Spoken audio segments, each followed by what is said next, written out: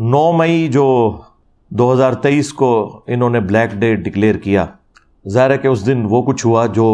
پاکستان کی ہسٹری میں کبھی اس طریقے سے نہیں ہوا تھا، خواہ وہ چند لوگوں نے کیا یا آرگنائز طریقے سے ہوا۔ بہرحال یہ ایکٹیویٹی تو بہت بڑی تھی کہ پاکستانی عوام جو ہے وہ GHQ میں گھس گئی، کور کمانڈر کے گھر میں گھس گئی، اس طرح پاکستان کی تاریخ سے متعلقہ جو چیزیں تھیں انہیں آگ لگائی گئی۔ نقصان اس میں الٹیمیٹلی عوام کا ہوا ہے، کیونکہ ان سب لوگوں کے پاس بڑے اچھے ہیوی بجٹ موجود ہیں، ان کا فرنیچر بھی نیا آ جائے گا، بلڈنگ بھی نئی بن جائے گی، پیسے پھر عوام نے دینے ہیں ٹیکسز کی شکل میں، لیکن نقصان جو ہے نا وہ الٹیمیٹلی عوام کو ہوا ہے۔ اور آپ دیکھیں آج 21 مئی 2023 ہے، پچھلے مسلسل 10 دن سے آپ دیکھیں میڈیا نے کیسا ہنگامہ کھڑا کیا ہوا ہے، ہر ٹی وی چینل کے اوپر وہ بلیک ڈے کے نام کا ایک اشتہار چل رہا ہے۔ اب یہ اشتہار بھی پاکستان کی عوام کے ٹیکسز کے پیسوں سے ہی چل رہے ہیں، ظاہر ہے اس کی فیس انہوں نے ادا کرنی ہے نا، مفت تو کوئی اشتہار نہیں چلاتا، اور کس طریقے سے اسے ایک پروپیگیٹ کیا جا رہا ہے۔ میں یہ جو ایکٹیویٹی ہے اس کے خلاف نہیں ہوں، جو کچھ یہ کیا جا رہا ہے عوام کو ایجوکیٹ کرنے کے لیے، لیکن اگر اسی طریقے سے آپ کسی ایک خاص چیز کی لکیر پیٹیں گے تو مئی کا ہی مہینہ تھا اور تاریخ تھی 12، ایک ڈکٹیٹر نے قتل عام کیا کراچی کے اندر صرف اپنی حکومت کو دوام دینے کے لیے، تو اصولاً تو اس دن کو بھی بلیک ڈے ڈکلیئر کرنا چاہیے تھا، کیونکہ عوام تو اس دن مری تھی۔ عوام اس دن بھی مری، وہ میڈیا تو رپورٹ نہیں کر رہا، لیکن عوام تو مری ہے، سوشل میڈیا کے ذریعے ویڈیوز تو پبلک میں عام ہوئی ہیں۔ تو اس طرح اگر بلیک ڈیز ہم گننا شروع کریں تو پاکستان کی ہسٹری بلیک ڈیز کے ساتھ بھری پڑی ہے۔ میرے نزدیک تو 12 اکتوبر 1999 بھی پاکستان کے لیے ایک بلیک ڈے تھا، جب ایک الیکٹڈ پرائم منسٹر کو اس طریقے سے بدماشی سے ہٹا کے، آپ علمی اختلاف تو کسی سے بھی کر سکتے ہیں، لیکن ایک الیکٹڈ گورنمنٹ کو اس طریقے سے ہٹانا اور اس کے بعد پھر ایک ڈکٹیٹر کا مسلط ہونا، وہ بھی بلیک ڈے تھا۔ بھٹو کو جس دن پھانسی دی گئی وہ پاکستان کے لیے وہ بھی بلیک ڈے تھا، اور اسی طریقے سے جس دن پاکستانی قوم کو امیدیں دلا کے ایک پولیٹیکل کیس بنا کے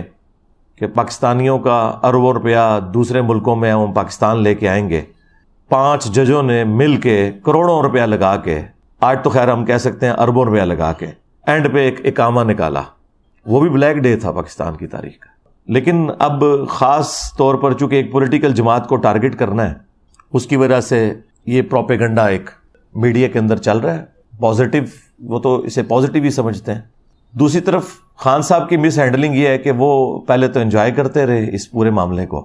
اس کے بعد پھر ظاہر ہے کہ آپ کو پتہ ہے ہمارے سیکیورٹی ادارے انہوں نے پھر طے کر لیا کہ ٹھیک ہے اب خان صاحب کو سبق سکھانا ہے، اور اب آپ دیکھ رہے ہیں 2 دن پہلے انہوں نے صحافیوں کے سامنے یہ بات کر دی ہے کہ یہ بالکل غلط ہوا ہے۔ اس وقت دیکھیں خان صاحب کا گراف انہوں نے آسمان سے زمین پہ گرا دیا ہے، اور اس میں سب سے زیادہ قصور خود ان کا ہے، خان صاحب کا۔ ہم اس وقت بھی ساتھ ساتھ سمجھا رہے تھے کہ آپ اتنے ایکسٹریم رویے اختیار نہ کریں ورنہ اس کا انجام برا ہوگا، اور وہ ہم نے دیکھا کہ اب بالکل ساری جماعتوں نے مل کے، سارے ریاستی ادارے مل کے ٹارگٹ کیے ہوئے ہیں کہ PTI کو اب کس طریقے سے ہم نے جو ہے وہ ختم کرنا ہے یا قابو میں لانا ہے۔ یہ دنیا مکافات عمل ہے۔ دیکھیں مشرف نے کہا تھا میں نے بے نظیر اور نواز شریف کی سیاست کو ہمیشہ کے لیے دفن کر دیا، تو کیا دفن ہو گئی تھی؟ اسی نواز شریف کو پاکستان کی عوام نے 30 دفعہ وزیر اعظم منتخب کر لیا، اسی بے نظیر کی جماعت کو ایک اور حکومت ملی۔ تو اب بھی اگر کوئی سمجھتا ہے کہ اس طریقے سے خان صاحب کو ہٹا کے تو وہ کسی جماعت کو، پولیٹیکل جماعت کو ختم کر دیں گے، تو یہ نہیں ہے۔ تو میرا خیال ہے جماعتیں ختم کرنے کی بجائے سافٹ ویئر اپڈیٹ کرنے چاہیے پازیٹیو طریقے کے ساتھ، انہیں بتایا جائے کہ یار یہ چیز غلط ہے، یہ یوں ہے۔ اور آخری ریکویسٹ میں آرمی چیف سے کروں گا کہ اگر آپ نے واقعی سزا دینی ہے نا، تو وہ جو ہمارے افلاطون تھے، وہ سائنٹسٹ جنہوں نے یہ سارے تجربات کیے تھے اور پاکستانی قوم کا مینٹل ماڈل بدلا، جس کی وجہ سے آج بچے فوج کو گالیاں نکال رہے ہیں، وہ جو سائنٹسٹ ریٹائر ہو کے، خواہ وہ فوج میں سے خواہ عدلیہ میں سے، اپنے گھروں میں بیٹھے ہوئے سکون سے بڑی سکرینوں کے اوپر یہ تماشے دیکھ رہے ہیں اور پاکستانی قوم کا اور پاکستانی فوج کا مذاق اڑتے ہوئے دیکھ رہے ہیں، ان کو سب سے پہلے پکڑیں۔ اور اگر آپ ان کو نہیں پکڑ سکتے نا، تو پھر یہ سارے کا سارا کریک ڈاؤن، یہ سارے کا سارا بلیک ڈے اس کو ڈکلیئر کرنا، اس کا کوئی فائدہ نہیں ہے، کیونکہ جب تک چور کی ماں کو نہیں نہ ماریں گے آپ، یہ چور نئے پیدا ہوتے رہیں گے۔ تو اصل مجرم وہ لوگ ہیں جو یہ سارے تجربات کرتے ہیں اور اب سکون سے بیٹھ گئے ہیں گھروں میں۔ رہ گئے یہ بچے، ان بچوں کو تو انہوں نے یوز کیا تھا، تو اس وقت تو یہ بچے آپ کے اپنے بچے تھے۔ اب ان بچوں کو ڈسون تو نہ کریں، خود ان کو یہ راستہ دکھا کے۔ ہو سکتا ہے آج کی قیادت یہ کہے کہ جی ہم اس سسٹم کا حصہ نہیں، وہ پرانی قیادت تھی، تو بھئی یہ بچے بھی پرانی قیادت نے بنائے ہوئے تھے، اگر آپ اس پرانی قیادت کو سزا نہیں دے سکتے تو ان بچوں سے بھی درگزر کریں۔ ہاں جو بالکل آدھی قسم کے مجرم ہیں، جس طرح یہ کہہ رہے ہیں کہ کچھ اس میں دہشت گرد بھی ہیں، کچھ 40-50 کے قریب جو ٹرینڈ تھے، جنہوں نے ایک جگہ پہلے عسکری ٹاور کو بھی آگ انہوں نے لگائی،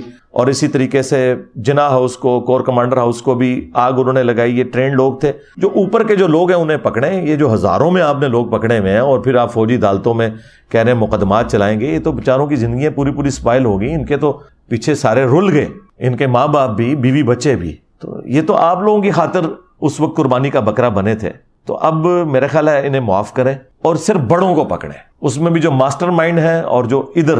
یعنی جو آگے پیش تھے ٹرینڈ لوگ، جو عام بچے اب 7-8 ہزار بندہ اسے پکڑ کے جیلوں میں ڈالیں گے، وہ 7-8 ہزار بندہ کوئی ٹرینڈ تو نہیں تھا، وہ تو بس لائی لگ تھے۔ اس وقت تو کتنے شوق سے لوگ جا رہے تھے، اب آپ دیکھ رہے ہیں ایک ایک کر کے بندوں کی ویڈیوز آ رہی ہیں کہ جی مجھ سے یہ غلطی ہو گئی، میں معافی مانگتا ہوں۔ اور اس وقت ان کا آپ جوش کا لیول دیکھیں، لگتا تھا پتہ نہیں پاکستان میں کوئی انقلاب لے کے آ جائیں گے یہ۔ اس طرح کے جو انقلابات ہیں نا، وہ بس جذباتی باتیں ہوتی ہیں، کچھ بھی نہیں اس میں سے نکلنا ہوتا۔ میں اس پہ تو حیران ہوں کہ بلیک ڈے کے حوالے سے کتنی ایڈورٹیزمنٹ چل رہی ہے۔ یہ اسی طریقے کی ایک ایڈورٹیزمنٹ ہے جو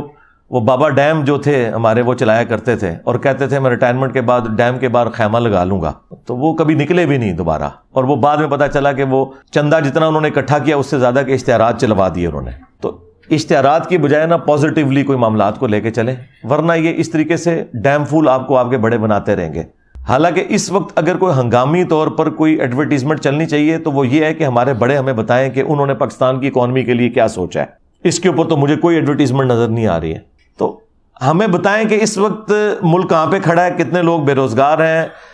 اتنے لوگوں کی روزگار کا آپ نے اتنے سالوں میں کیا بندوبست کیا ہوا ہے، ہماری بیسک نیڈز کس طرح پوری ہوں گی، اس کے اوپر ہمیں کوئی لائے عمل بتایا جائے۔ اور ٹوٹلی پچھلے 10 دن سے آپ دیکھ رہے ہیں کہ ایک ہی رونا رویا جا رہا ہے، اور یہ تو ایک وقتی مسئلہ حل ہو جائے گا۔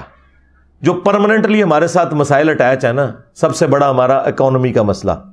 اس کے بعد بیسک ایجوکیشن کا مسئلہ، اس کے بعد ہیلتھ کا ایشو، ہمارا